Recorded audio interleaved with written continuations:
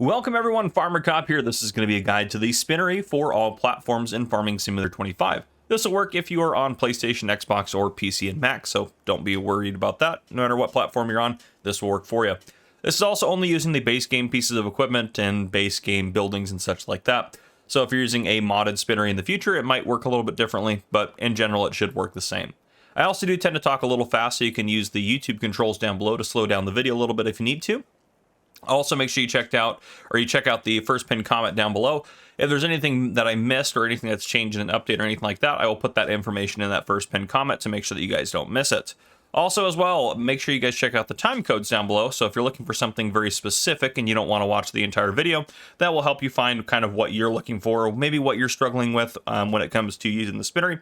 So make sure you check that out. The topics we are going to cover is placing and buying the Spinnery, the production inputs for the Spinnery, using the Spinnery, the products the Spinnery produces, moving pallets and how to move them, and then finally the profitability of the Spinnery. So if you're just here for profitability, skip ahead to that or whatever you're looking for. So there you go. But let's talk about placing and buying. So I have three placed down right here. These are the three that are standard in game in terms of the placeables. But let's go ahead and try to find one on the map to buy here. I think there might be one on this map. Let's see. If we go to available, you can check in here, and yep, we do have a Spinnery. So you can find it in here on the available productions and then hit visit, or if you go into the map, you can find it, which I think it's somewhere down here. Oil mill. Nope, that's the canning factory. Maybe it's up over here. Nope, I don't think it is. Where is this Spinnery? I don't know where it's at. But anyhow, we're just going to go. You could find it on the map, and then you could click wherever it's at, and then you could visit it that way. Actually, it might be up over. Yep, nope, no idea. No idea where the Spinnery's at. All right, let's go to back down to productions, go to available Spinnery, and I'm going to hit visit right there. And now we're going to look at the map first and foremost, see where we're at. Oh, right here. Of course, it didn't show up as a production point. I should have known. But anyhow, if there's a Spinnery on the map, you can go visit it just like that, then come up to this wrench icon. And by the way, all those controls in the upper left-hand corner, you can turn those on and off on PC with hitting F1 if you want to know the controls. If you're on console, you can go ahead and open up your menu and then go down to the bottom here, go to general settings, and then help window. You can turn that off or on right there to be able to get those so you can see what the controls are for you. But you come up to it and then you hit R for PC. $180,000 to buy. If we yes, we're now going to own this building here. If you want to sell it back, you just got to go in the build menu, and then this facility right here, you can go ahead and hit sell. You are going to take a loss on it, so just be aware of that if you sell it. Then if you want to buy it again, you can always come up to it and you can buy it again if you'd like to. Now I am going to go back over to kind of where we were at over here. Oops. There we go. So here are our production facilities right here. We have three Spinneries right here. Now this one works a little bit differently. It just, not entirely, it just is a little bit different, and we'll talk about that. If we go down into build mode and we go to factories here, if you scroll down, there's actually three in here, which are the three we have out. See if we can find them. There's one of them right there, that guy. Then if I wanted to place it down, just place it down like that. And then we also have the brick one right there, which you can place down wherever you'd like to. And then finally, we have the small portable one. Well, not portable, I guess, but the small, more condensed one right there you can place down. And then you have a Spinnery. If you want to delete those, you can just click on them and then hit sell. You're not going to take a loss unless you hop out of the build menu and then you hop back into the build menu. And then if you go to sell it, you are going to take a loss on it. So just be aware of that. And then I'm just going to landscape over the top of that really quickly just to make it look nice for us. So there you go. That's how you buy and sell these production points and place them, of course. Now we need to talk about the actual production inputs, which there are two inputs. The first one is going to be these bales of cotton right here. There's square bales and round bales. If you want to know how to grow cotton, I'll put a card up on your screen right now. You guys can go check that out. It'll teach you everything you need to know about how to grow cotton. It'll also talk to you about how to move cotton bales. I'm going to use super strength just to cheat a little bit here to make life a little bit easier. But typically you'd have to use some different pieces of equipment to move it, which I talk about all that in my cotton video. It's a little bit more specialized, so instead of going on like a 5 to 10 minute tangent here, I'd rather you guys just go check that out if you need it, instead of making this video a lot longer. So there you go. But yes, what you can do with the cotton to put it in, you'll see this little dump icon right here. We just need to get the bale over that, and then the cotton bale is slowly going to decrease and go into the facility. For this guy right here at the Spinnery, we're just going to move it again into that dump icon, and it's going to go in to the Spinnery slowly just like that. There it goes. This one has a kind of a strange one. It has this little factory icon here and then this little bale icon here. It's essentially the same thing. However, we're just going to put stuff in it and it's going to take the cotton in. So that's all it is, a little bit different. And then the next thing you can put in is these pallets of wool, which again, we're going to talk about pallet moving later down in the video. I'm just going to use super strength for the ease of it right now. If you want to learn how to get wool, which is from sheep, I will put a card up on your screen right now so you can check out that. That will take you on how to learn how to raise sheep and get wool in Farming Simulator 25. So there you go. But again, we just put it over the input. For all of these, they will just go right in there. No big deal. Let me grab this one. We'll put this one in the input here. And now we have put our various products into our facilities. And now we can talk about actually using the production facility itself. So there's 3 ways to enter the production facility. You can use the wrench icon, which this one is right here. It'll take me in here. You can see we have some products in there because we just put them in there. For this one, the wrench icon is right here on this side of the building. And for this one, strangely enough, the wrench icon is on the back side of the building right over here. And again, just come up to it, hit R, it'll take you into the production menu, which is pretty easy. Now, next thing you can do, if we go into the menu, you can go, if you just come into this menu here, go down to your factories, and then if it's on available, scroll over to owned, and then you can find the Spinnery on here, and you'll be in the production menu. The other thing you do is click on it on the map. So a little bit tricky here. You can hit manage. You just got to click manage on there, and it'll take you into the facility, and you can do it that way as well. This one, same thing, manage, or this one, manage here. The thing that's tricky about this one is it's going to show up as a sell point, but it's not, it's not actually a sell point. You have to recognize that it's your production facility, so just be aware of that, even though it has the icon of a sell point. So, yep, some of these things I don't know if that'll be updated or changed in the future or if that's intentional. This one obviously has these 2 inputs right here, which is different than the other ones, but they all essentially work the same. So even though this one has the dump icon, that one doesn't. That one does have the dump icon. This one shows up as a sell point in the menu, and the other 2 show up as factories. They're all going to work essentially the same, so there's not going to be any changes in terms of that. But once we do get into the production menu, we can start talking about some things in here.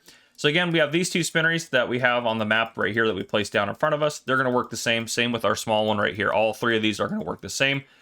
So again, all of this stuff applies to all of these. Now, if we go over here, we can click over here to products. We have fabric cotton and fabric wool. So again, we are producing only fabric in these facilities, but we have 2 inputs. So we can either make fabric out of cotton or make fabric out of wool. If we go over here, we have incoming materials, which again, cotton and wool are the 2 inputs. So this will show you how much cotton you have, which is about 10,036 liters out of the 200,000 liters possible. This one has 1,000 liters of wool out of the 45,000 liters possible. And then we have outgoing products, same thing. How much fabric we have, 0 liters of the 50,000 liters. And then it has a percentage on the side. Down here, we do have the status, which is currently inactive because we haven't activated anything. If I go over here and click on one of these and then I hit activate, it'll say running, and then it's going to keep saying running until it runs out of material. Now let's just go over to this tailor shop here. I haven't put anything in the tailor shop here. If I activate this one, it doesn't have any material, so it's going to say materials missing here in just a second. There we go, materials missing, and then you see this little exclamation point. That means that it's not running. So if you see that with any of your Spinnery inputs, that means that they've run out of materials or there's something else preventing them, like the output is full or something like that. And then we have cycles per month. So cycles per month and cost per month are kind of tied hand in hand, as well as the recipe down here, which we're going to talk about. So the cycles and the cost per month are divided out by however many days you're running in your month. And what I mean by that is if you're running 1-day months, it's going to do 2,400 cycles a day, and $120 per month is going to be the cost. If you're running 2-day months, it's going to be 2,400 cycles every 2 days, or over the course of 2 days, and then $120 over 2 days is what it's going to bill you to run the production. Now, the cycles means how many times it's going to go through this recipe. So 2,400 cycles means this recipe is going to happen 2,400 times in a month. And the recipe is 9 cotton to 3 fabric for at least the cotton. So that's 9 liters of cotton to 3 liters of fabric. And then over here for fabric wool, it's 3 liters of wool to 1 liter of fabric. I'm going to deactivate that right now. But yes, those are your 2 recipes right there. You can see this is 1,440 cycles per month. So this is going to happen 1,440 times. The spinneries all have the same recipes for everything, so not one's more effective than the other.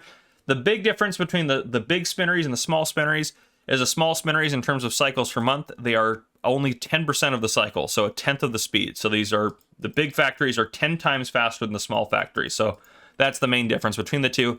And of course, how much they can actually hold is a little bit different as well. Now, last thing we want to talk about is the production output in here. So if I change output mode, I can go from storing to selling, back to distributing, and then back to storing. So storing means it's going to keep producing fabric, and this is going to build up until there's 1,000 liters in here, which is how much is in a pallet. And once there's enough to produce that pallet, it's going to spawn a pallet out, and I'll show you where that's at in here in a second. And it's going to keep doing that until there's no more space for pallets, then it'll fill up the production in here. If I change it to selling, it's going to automatically sell whatever we have for fabric in here every hour, and you're going to take a 20 to 40% cut on that. So there's a little bit of a fee to sell it, so I don't recommend doing that if you can avoid it.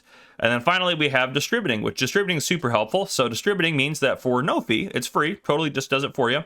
It's going to take whatever fabric you produce every hour, and it's going to transfer that to another factory that requires fabric as an input. For example, the tailor shop requires fabric as an input, so it automatically move all your fabric over to the tailor shop for you to make clothes there. And I will talk about the tailor shop in a separate video, which actually should be out right now as you're watching this. So there you go. That's how all that is going to work. We'll leave it on storing for now. And what I'm going to do is fast forward some time so we can produce some fabric here, and then we will talk about our products for this facility.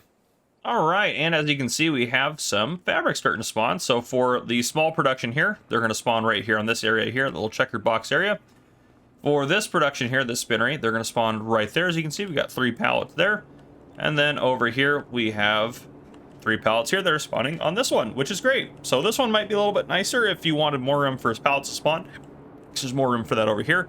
You can see we have 1,000 liters of fabric in each one.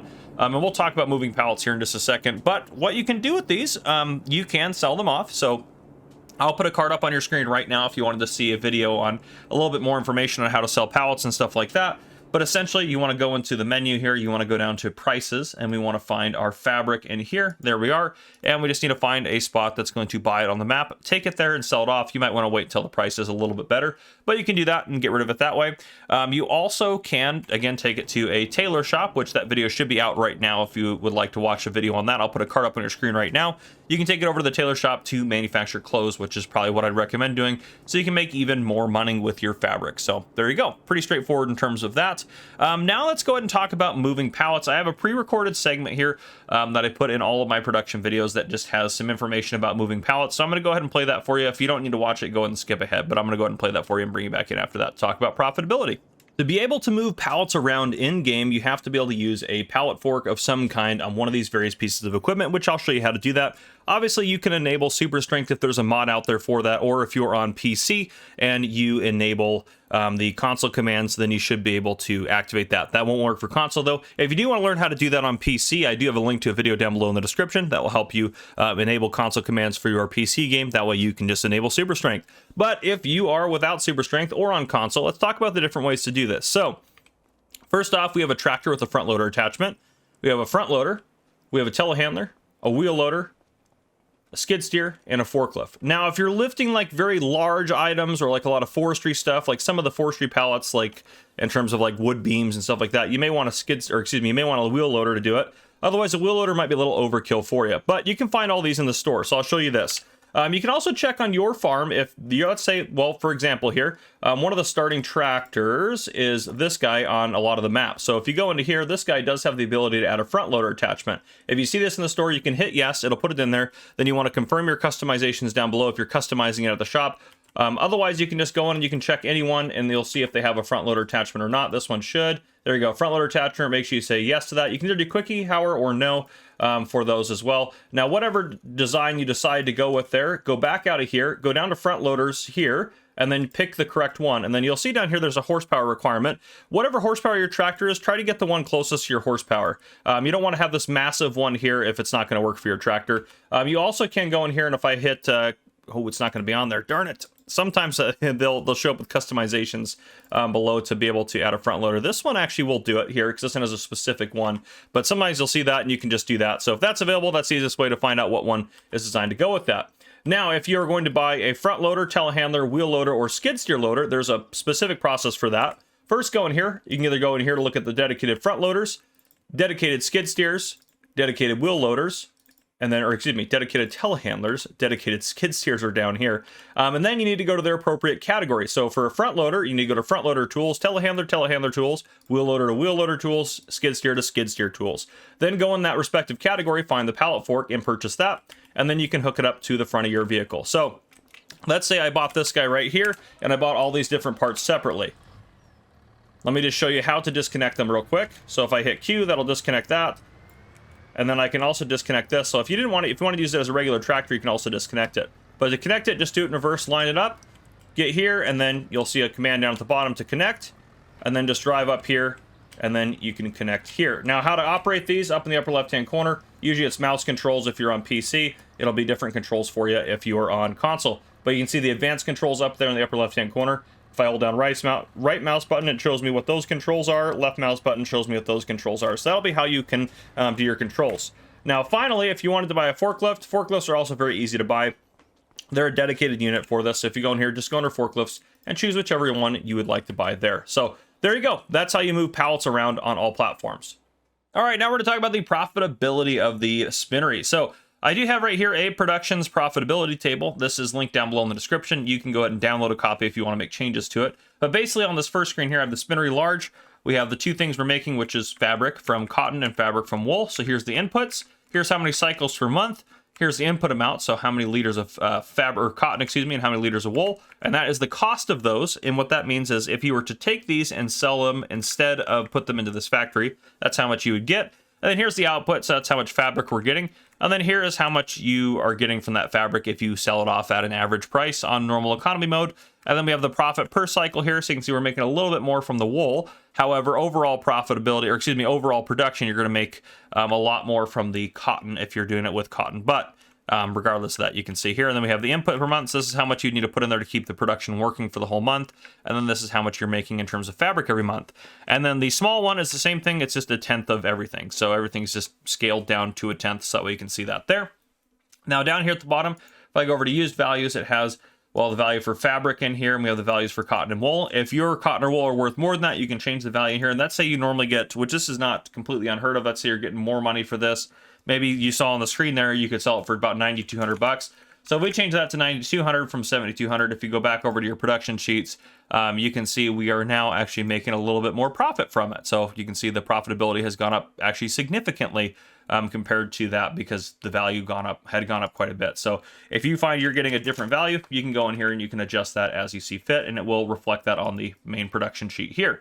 The last thing to talk about is over here. The Spinnery itself is a divided production point, and what that means, we're going to go back in the game to talk about that, but it's important to know what that is. So, and we're back here, we go over to our production.